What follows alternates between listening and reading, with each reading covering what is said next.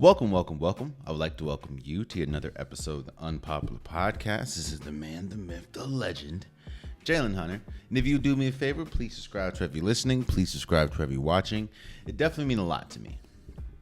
So it finally happened. The inevitable happened. And that is Donovan Mitchell gets traded out of Utah. Now, what didn't happen is what most people, probably including Donovan Mitchell, expected. You see, most people, including myself, expected Donovan Mitchell to end up with the New York Knicks. That was the team that was building up the most steam. I know we heard reports of, Washington and other teams were in the Donovan Mitchell sweepstakes, but the team that was more prevalent, the team that we heard most was the New York Knicks. And as we sit here today, Donovan Mitchell has been traded to the Cleveland Cavaliers.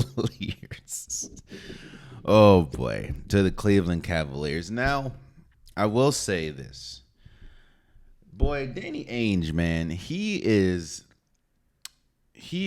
has to be in the Hall of Fame for most finesse, man. In return, the Cavs or the Jazz receive Lauri Markkanen, OG Abaji, Colin Sexton, who they then signed to a contract extension. They get 3 unprotected first-round picks and 2 pick swaps for Donovan Mitchell. Now, talent-wise, the Cleveland Cavaliers would have, the Utah Jazz would have gotten more from New York than they did from Cleveland. I think they were talking about Obi Toppin, RJ Barrett, Mitchell Robinson, and some draft picks. But once that deal fell through, they went to Cleveland. You see, value is different for different people, different teams. You see, you have to, in order to ask yourself who won this trade, I think both teams won the trade. When we talk about Cleveland Cavaliers and when we talk about the Utah Jazz.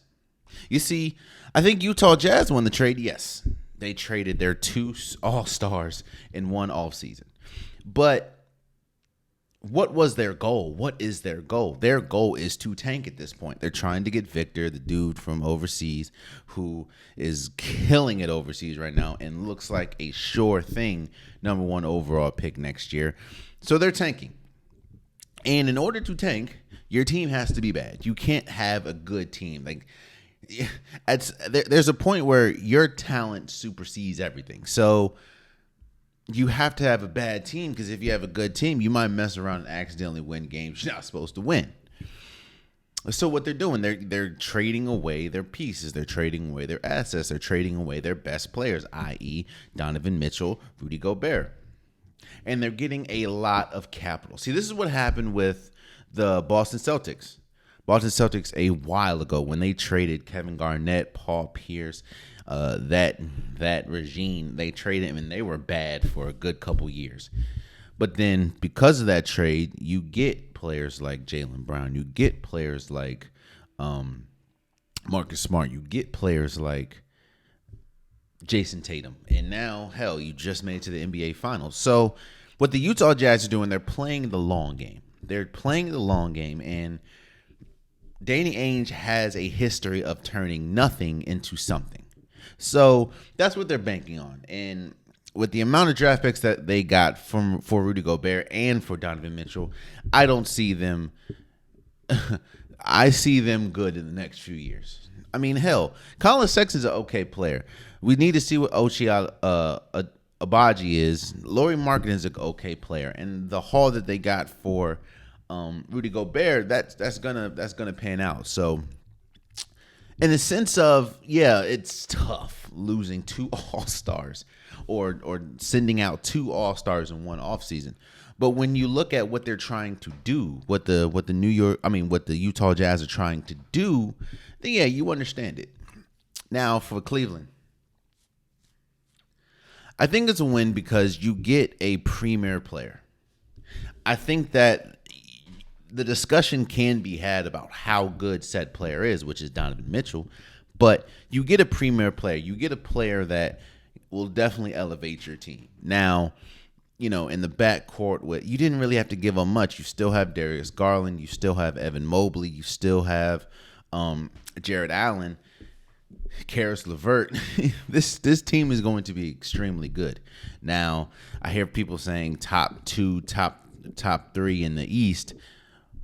I don't know about that because we still need to see what Brooklyn looks like. We still need to see what the Sixers look like. We still need to see what the Bucks look like. Boston.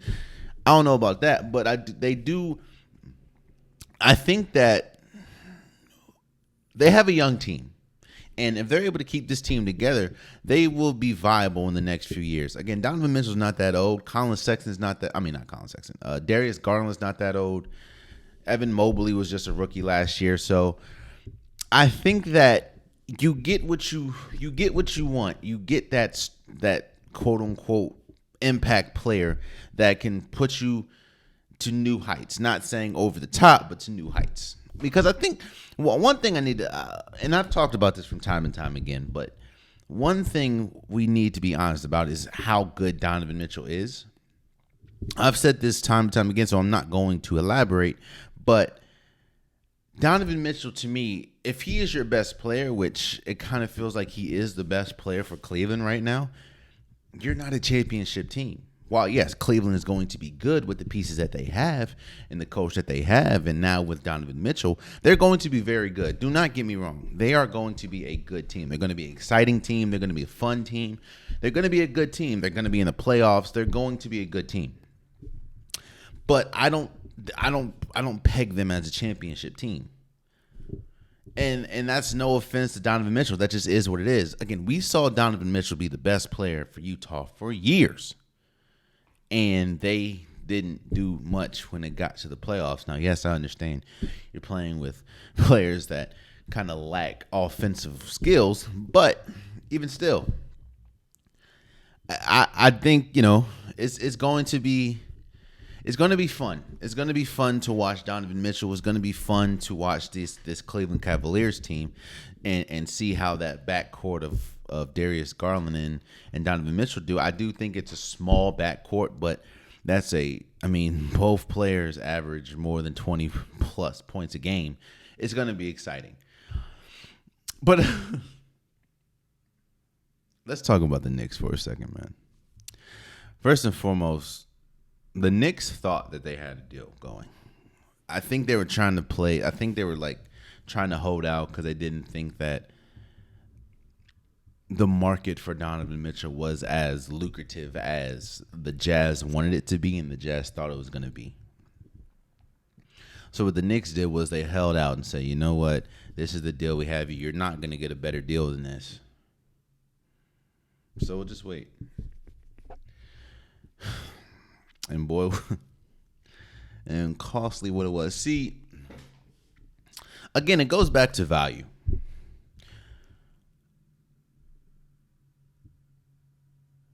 Donovan Mitchell's value would have been astronomical in New York. He already has ties in New York. He thought he was going to New York. Most people thought he was going to New York. We talked about it last episode. Stephen A. Smith said it too. The last time New York had a star was Carmelo Anthony. And while no, Donovan Mitchell going to New York wouldn't have propelled them to championship status. They may not have even made the playoffs, maybe, but I think they might have been like the Charlotte range or those type of teams. So they might have, but the New York wouldn't have got. I don't think that they don't expect for Donovan Mitchell to bring them to the championship. But it gives you a star to wrap your arms around, which, like has been stated, they have not had since Carmelo Anthony. What's even worse is Donovan Mitchell wanted to go there. It's just a sign of poor negotiating skills. You think nobody wanted Donovan Mitchell? Now, I don't think anybody was going to give 7, 8 draft picks for Donovan Mitchell. But you think that they thought that nobody was going to get Donovan Mitchell but them? Donovan Mitchell? Again, I'm not saying Donovan Mitchell is the best. I am one of the people that still, I have truthful eyes when we look at Donovan Mitchell. And while he's a great player, I don't think he can be a championship level player if he's your best player. But it's just, now the Knicks go in, again, even if they would have had Donovan Mitchell, even if they got Donovan Mitchell, you would have had Donovan Mitchell with Jalen Brunson.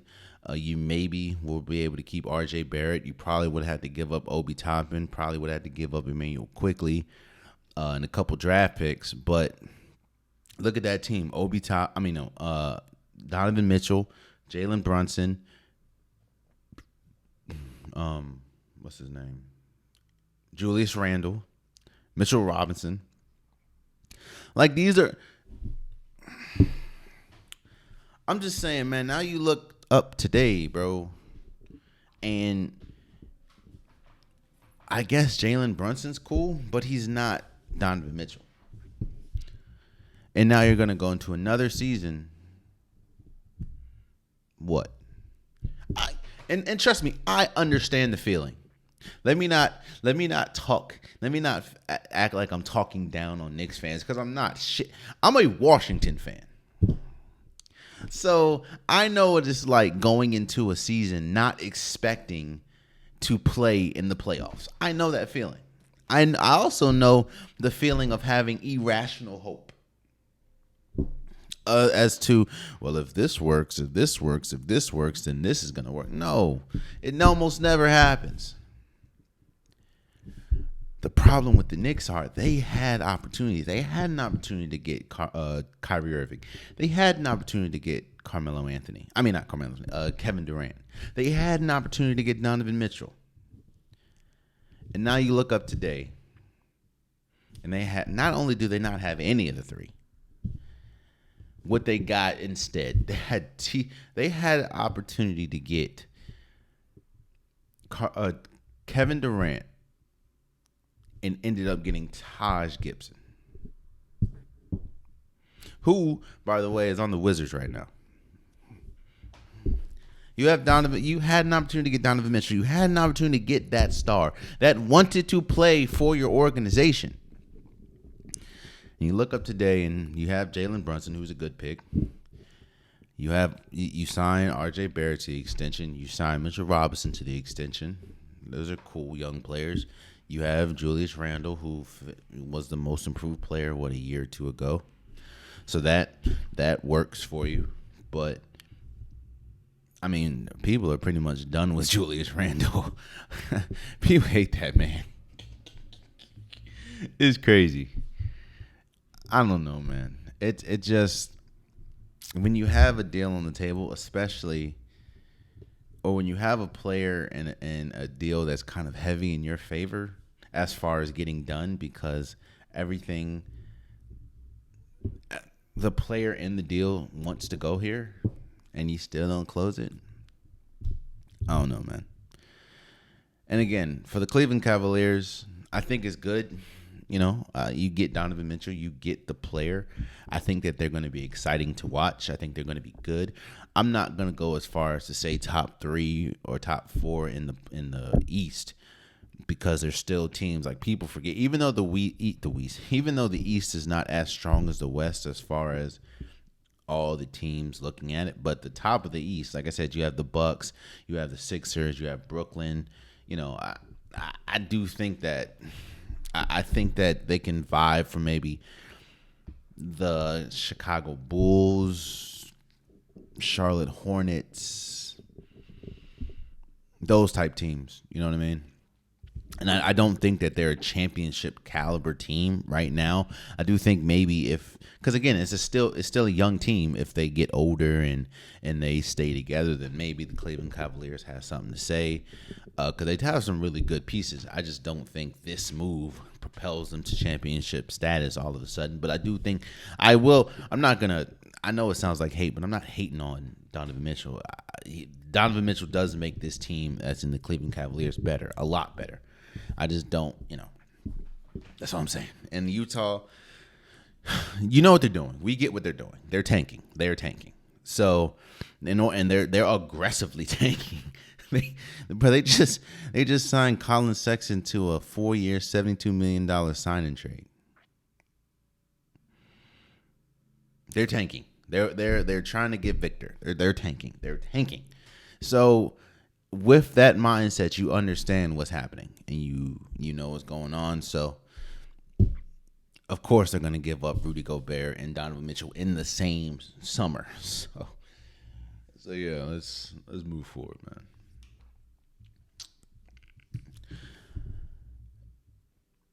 You know what I'm starting to... I think the theme of this episode is going to be precedent. Setting precedents. And why it's so important when you have the power to do so, to do it. So Russell Wilson gets a $247 million extension, $165 million guaranteed.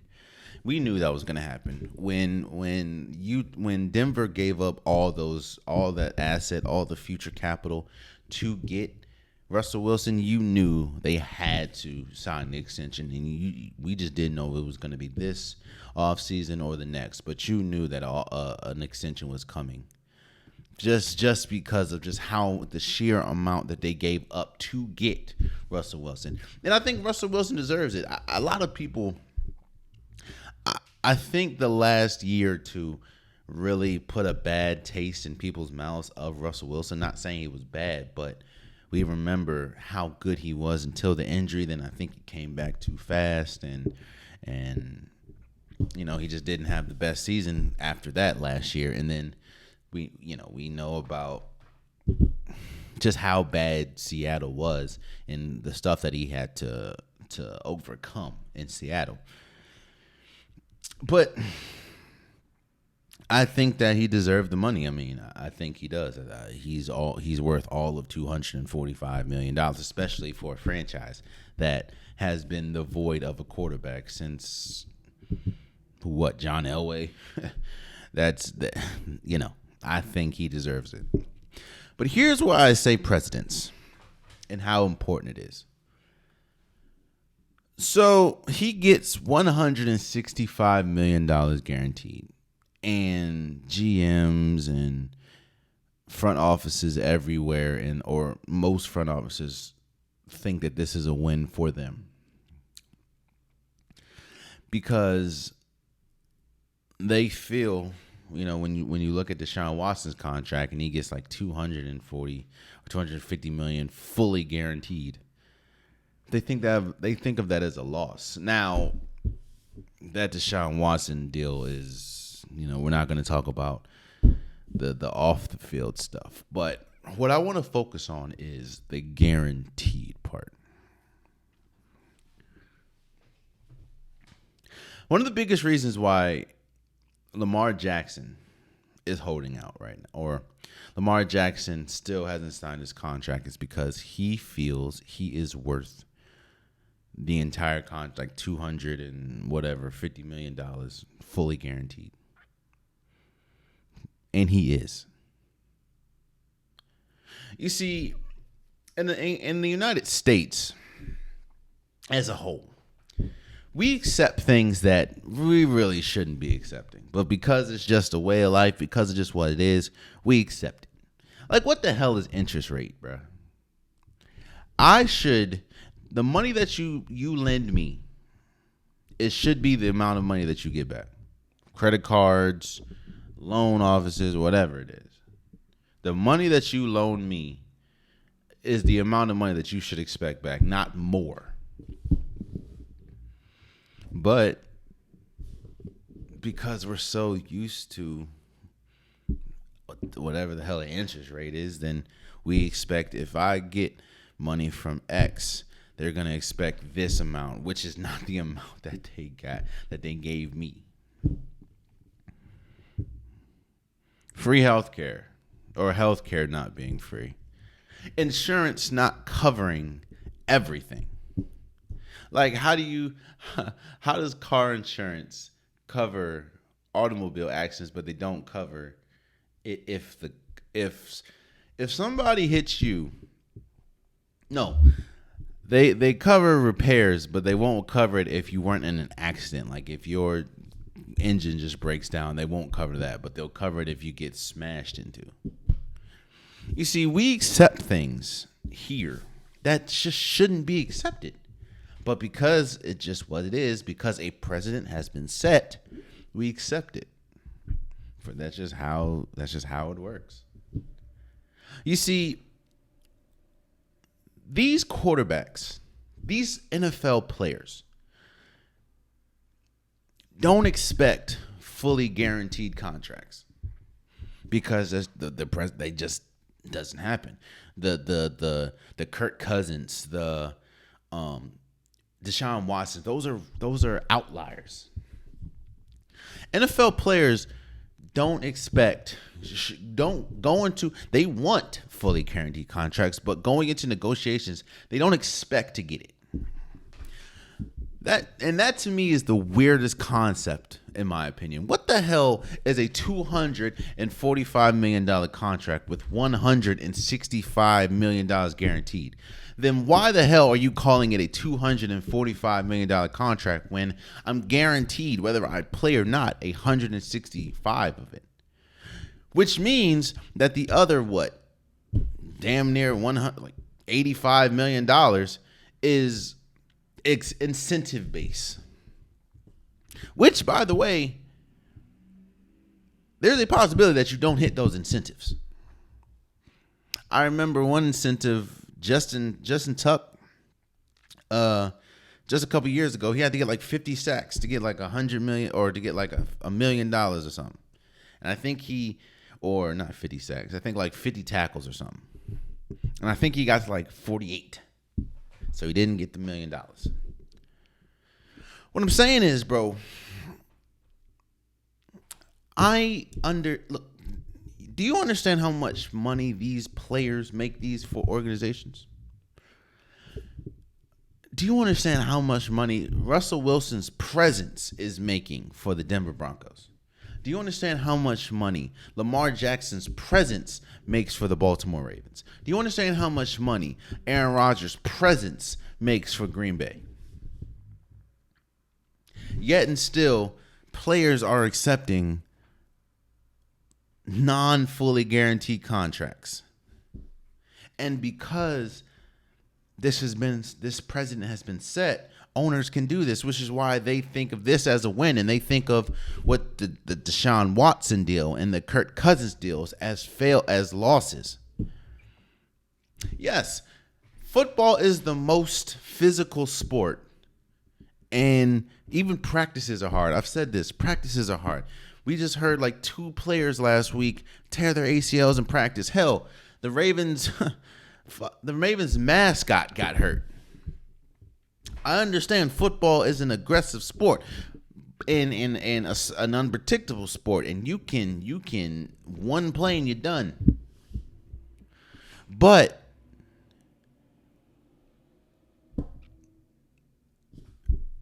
these players make these organizations millions. Yeah, I understand the possibilities, but so do these owners. What do you think is a bigger possibility? And knock on wood, Russell Wilson going out there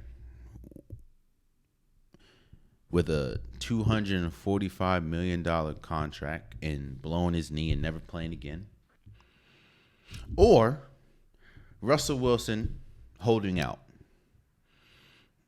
and you lose money trotting out whoever the hell their backup is. Like, players have to understand their power. Now, yes, the media, front offices, they're going to bash you. Because, again, the precedent has been set. But the fact of the matter is, NFL players have accepted the unlikelihood of getting a fully guaranteed contract is crazy to me. Seeing as though they play in the most physical sport. And as you see how much, and I talked about this last episode, as you see, the NFL really don't give two F's about you. Because if you see the story about Wes Welker, they're not trying to cover his medical bills for a surgery that he had to have because of playing in the NFL. Congratulations to Russell Wilson for getting your money. Congratulations for getting $245 million contract, $165 of it guaranteed. Congratulations on that. You deserve every penny of that. But you deserve every penny of the 245, not the 165. And you know he deserves more because when the owners say this is a win, you know it. When the owners say this is a win for them, you know that means there's a loss somewhere else, and that loss is with the players. So now what they think it's going to do is it's going to reset the market. Now when you look at players like Christian Kirk getting the absorbent amount of money he's getting, and now all the wide receivers like, hold on, I deserve more than Christian Kirk, and that throws off the market. So then now a player of stature comes in and gets a team friendly deal that resets the market. When you see Deshaun Watson get what he gets, Kirk Cousins get what he gets, that throws off the market.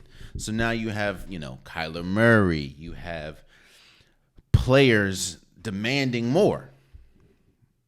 But then when you get a player like Russell Wilson that now doesn't get a fully guaranteed contract and gets a contract that is more team friendly and kind of helps them, it's like, that's a win for us. That resets the market. So now you can go to Lamar Jackson and say, look what Russell Wilson just got.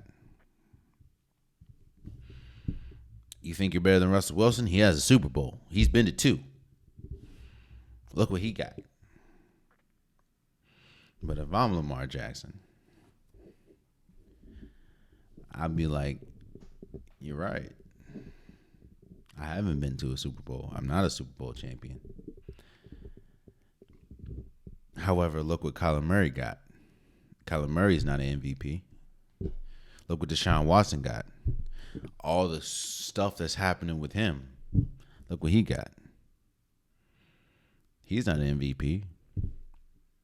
And if I was Lamar Jackson, I would say, yo, where would y'all be without me? Now, I know that sounds crazy and that sounds arrogant, but it's true. I would look Baltimore in the face and say, yo, y'all built this system around me. I am the system. Yeah, the defense is good, but where would y'all be without me? And y'all trying to nickel and dime me? Yeah, bro. Again, congratulations to Russell Wilson on your contract. Definitely worth it. So, moving forward, let's the last division to break down is the NFC South. I'm doing a solo dolo today. So let's get it. Let's start with the Atlanta Falcons. Arthur Smith, he has the Atlanta Falcons is not a good team. It's not a good team. This team is going to be the worst team in the division by far. And I the same argument that I have with black coaches, I'm going to have here, but in a different context. What I mean, you see, black coaches usually go into organizations that are in rebuilds, that the roster's not good, and they have an unfair timeline that they need to get everything right. Either their quarterback sucks, the team sucks as a whole. There's a lot of things that management and front office isn't really allowing them to do, and they have an unrealistic timetable to get everything straight. The same thing's happening with Arthur Smith. The difference is he does not have that unreal timetable. Nobody's looking at Arthur Smith like he's on the hot seat. Even with Matt Ryan last year, they weren't that. I think they won like 4 or 5 games last year. They weren't that good. But nobody's saying Arthur Smith is, second year in, and he's on the hot seat. I just want that same courtesy given to black coaches when they inherit teams like Arthur Smith inherited with this Atlanta Falcons team. When your best player on both sides of the ball is a tight end. Now, don't get me wrong. Kyle Pitts is great. He's a great tight end. But that's, Marcus Mariota's good. But compared to the quarterbacks in the division, I don't know. But yeah, we don't have to spend much time on the Atlanta Falcons. They're not going to be good. They're going to be one of the worst teams. They have arguably the worst roster in the NFL. I can't name you one specialty player on the defense. Now, again, you have Marcus Mariota. You have they did get Desmond Ridder from the draft. You have Kyle Pitts. I think that that's what they're going to lean on a lot. Some packages with that, but outside of that, this team is going to be bad. This team is going to be trash. And again, I don't think Arthur Smith's going to be on the hot seat because I think they know what they're doing. As far as they know what they have, and they don't have much as far as talent wise. So I don't think he's on the hot seat. But this team's going to suck.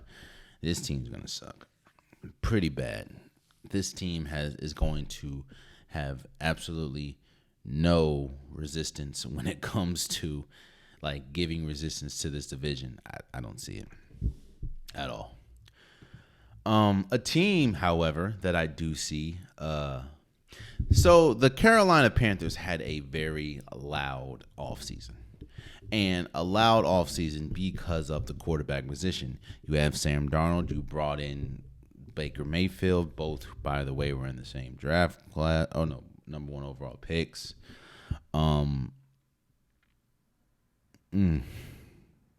Actually, I think they're in the same draft. Yeah. So here's the thing. This is a good roster. The offensive line is good. You have DJ Moore. You have Robbie Anderson.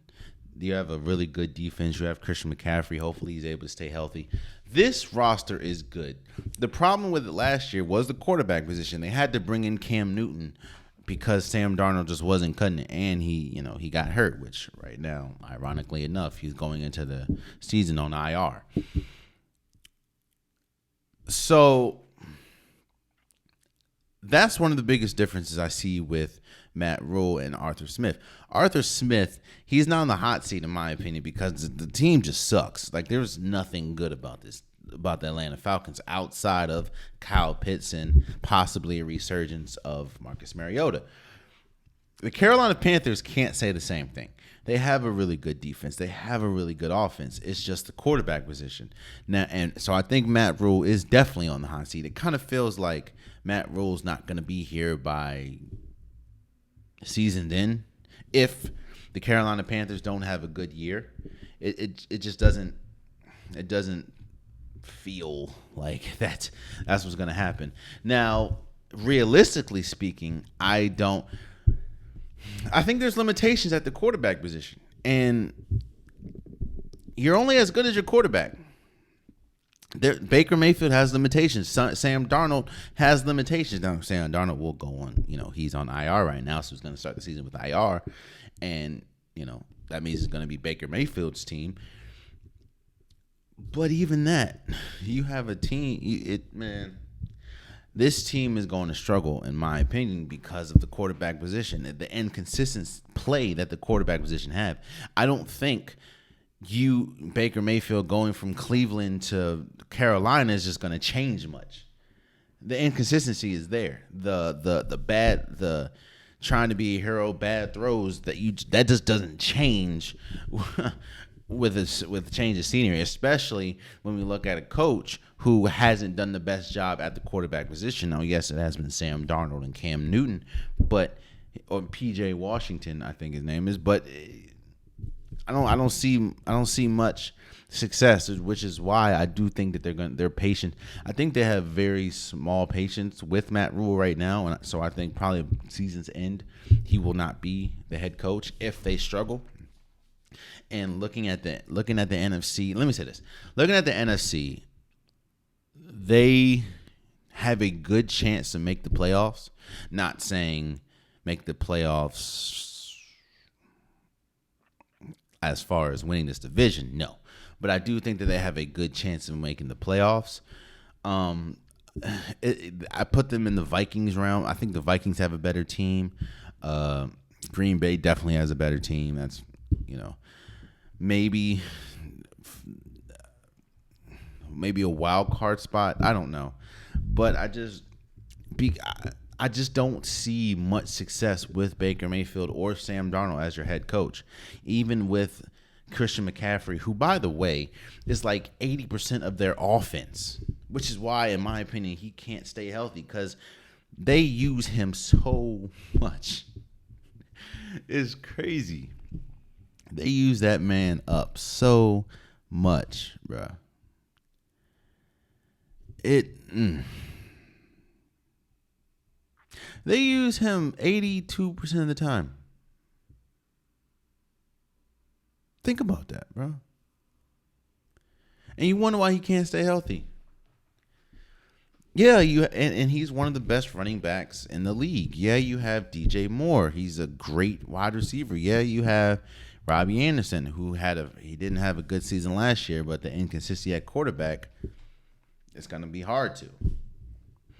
But I don't see much changing with the inconsistency at quarterback now. So, and that's another thing. Baker Mayfield had a good offensive line in Cleveland. He had a good wide receiver core in Cleveland. He had Jarvis Landry. He had Odell Beckham Jr. He had he had a good wide receiver core and still didn't really do much. Yes, they went to the playoffs and won a playoff game, but it was against the Steelers. And no offense to the Steelers, but that offense has been shot for years. And most of their success from that game was Big Ben throwing interceptions. He threw like 4 of them Jones.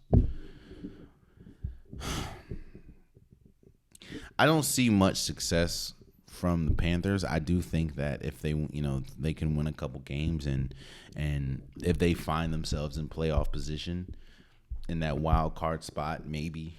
But with the inconsistency at the quarterback position, it's tough. You're only as good as your quarterback. Let's be real here.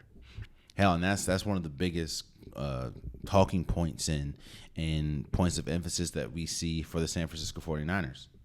San Francisco 49ers have a championship quality roster. If you bring any of the top quarterbacks on that 49ers team, they would be the prohibited favorites to win the Super Bowl.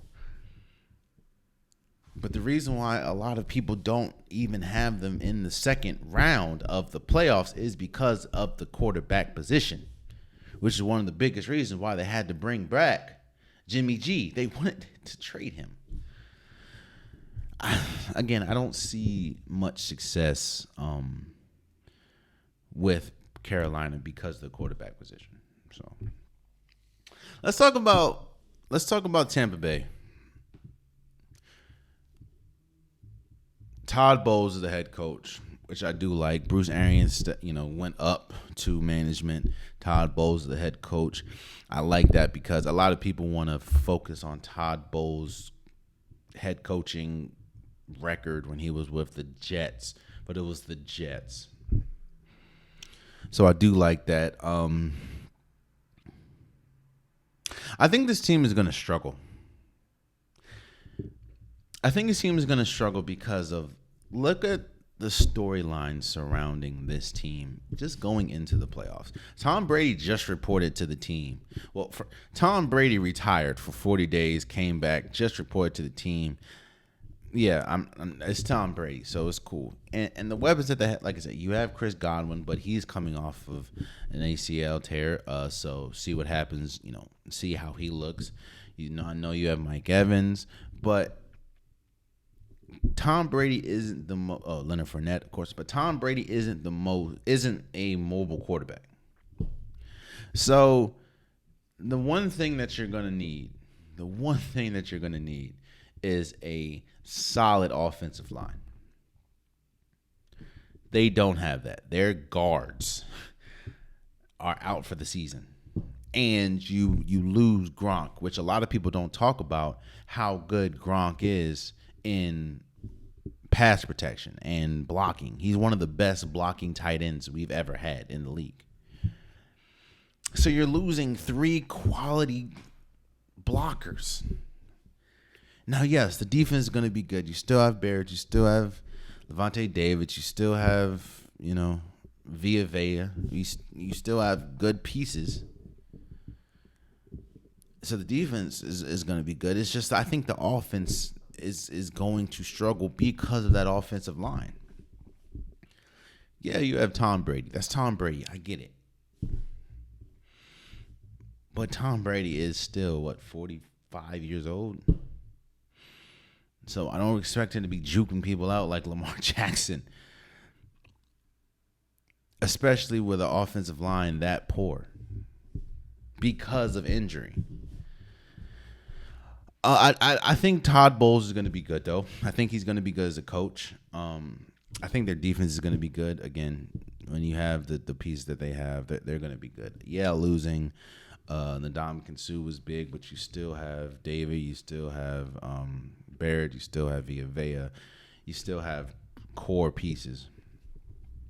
And offensively, their offensive line is going to be poor, in my opinion. But, again, Tom Brady, Leonard Fournette, Mike Evans, Chris Godwin. You still have those pieces. So now we do need to see what Chris Godwin looks like.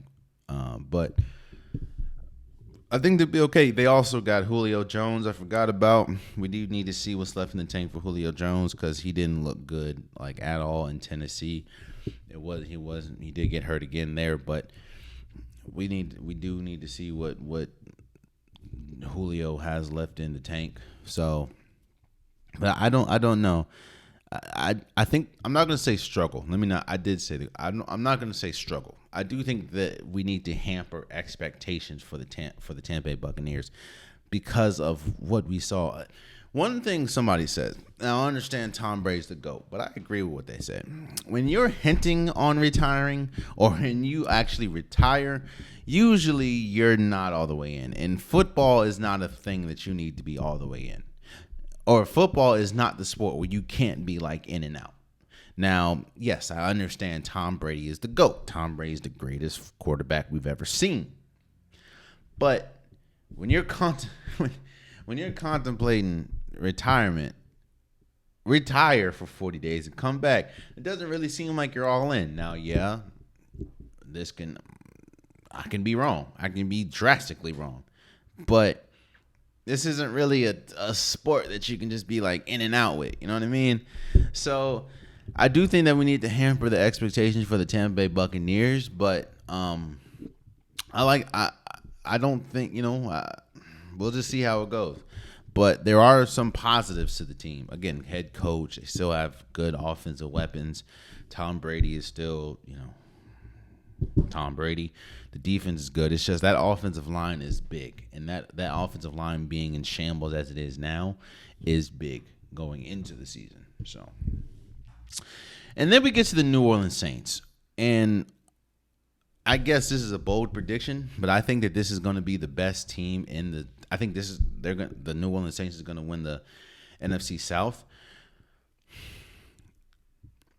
and a lot of that is because of this team. To me, this is one of the best overall teams in the entire NFC, and the Tampa Bay Buccaneers have struggled with the Saints. And the Saints have gotten better. You get Chris Olave. Jameis Winston before he got hurt was looking really good. Michael Thomas is coming back or is back. Again, Alvin Kamara, the offensive line is still great. You still have really good pieces on the defense. Yes, you did lose Johnson, but it's still you still have Tyrann Mathieu, you still have David, Mario Davis, you still have Cam Jordan, you still have Marcus Lattimore. I just think it's going to be tough, man. It's going to be tough. And again, the question marks for the Saints do have question marks. Like, is Dennis Allen going to be a good coach? I understand he's been a coordinator and he's been there for a while, but the Saints have heard Sean Payton's voice for the longest. So how are they going to respond, and how is the team going to do with now Dennis Allen as the head voice? And also, there is still a hesitation, a question mark with Jameis Winston. Yes, he is coming off an injury, so that's huge. And he also has the touchdown to interception ratio, which goes crazy. But again, he looked better moving. He looked better going or before he got hurt. So hopefully that can translate into more success in the season. So I do think again it also is predicated on Jameis Winston being good, but I think that this Saints team is going to win the NFC South. I'm still hesitant on to how far they can go in the playoffs, but I am banking on Jameis Winston being good. I'm banking on this defense being good. I'm banking on the offensive line being good. Alvin Kamara being good. Michael Thomas being good. Chris Olave being good. Like, I'm banking on that. So I think the Saints are going to be the best team in this division. So what is your opinion on the division? Who do you think is going to win it? Do you think it's controversial that I think the Saints are going to win? Let me know what you think. So, move forward. And again, college football is back. We just had Purdue play, and dude throwing up on my screen. It was a good game. Oklahoma State, and I forgot who they played, scored like 150,000 points. But the biggest games are today, which is of course Notre Dame and Ohio State. I know Georgia plays Oregon. I think Oregon might get the doors blown off them. So Pac-12 defenses are not SEC defenses. And I think Oregon will learn that fast. So, but I do want to talk about this Ohio State Notre Dame game a little bit. The stat is there has not been a team that has lost week one. There hasn't been a team to go on to that. Like, if you lost, you do not make the college football playoffs. And I think that this game is monumental for Notre Dame. Notre Dame is, I think, 17-point underdogs, I believe. You're going up against possibly the Heisman favorite in C.J. Stroud. You have a new head coach, Notre Dame does, and Marcus Freeman, who is young. I think he's like 36 or something. I think if Ohio State loses this game, because they still have huge games on the record, they still have Michigan, they still have Michigan State, I think that Ohio State can make the playoffs. If they win this or lose this and then win out, I think that they'll still make the playoffs. Notre Dame, however, I think if Notre Dame loses this, there's no chance, because I think this is the toughest This is the toughest opponent. Let me check their schedule. This is the toughest opponent they play. Yeah. So, actually, hold on. All right. So they play Ohio State. They play Marshall, Cal, UNC. BYU is ranked, but they're 25th. Stanford, UNLV, Syracuse. They do have a tough one against Clemson, but we need to see what Clemson looks like on November 5th. You have Navy, Boston College, and USC. Again, we have to see what USC looks like on November 26th. So this is the toughest opponent as far as ranking. You're playing the number 2 team. Now, yes, Notre Dame is ranked 5th, but you're playing the number 2 team in the nation, in Ohio State. The next, you will be playing Clemson, but again, we'll see if they still have that number 4 ranking in November 5th. So I just think that if they lose this, they're not making the playoffs. Not to mention, and let's be real here. Let's be honest. Let's call a spade. There is a certain level of the world. There's a certain level of people that want Notre Dame to fail because their head coach is black. Marcus Freeman. We know the history of Notre Dame as far as their prestigiousness, and we know that. We also know the history of the lack of African American coaches for Notre Dame football. So there's a level of people that don't want to see Marcus Freeman succeed. They don't want to see a younger black coach see. They also don't want to see somebody that's an Ohio State alum succeed. That's just is what it is. So I'm rooting for Notre Dame just because of Marcus Freeman. But I do think that if Ohio State loses this game, they still, because let me see something.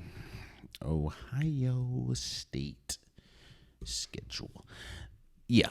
If Ohio State loses this game, they still have Wisconsin. They still have Michigan State. They still have Penn State. They still have Iowa. They still have Michigan.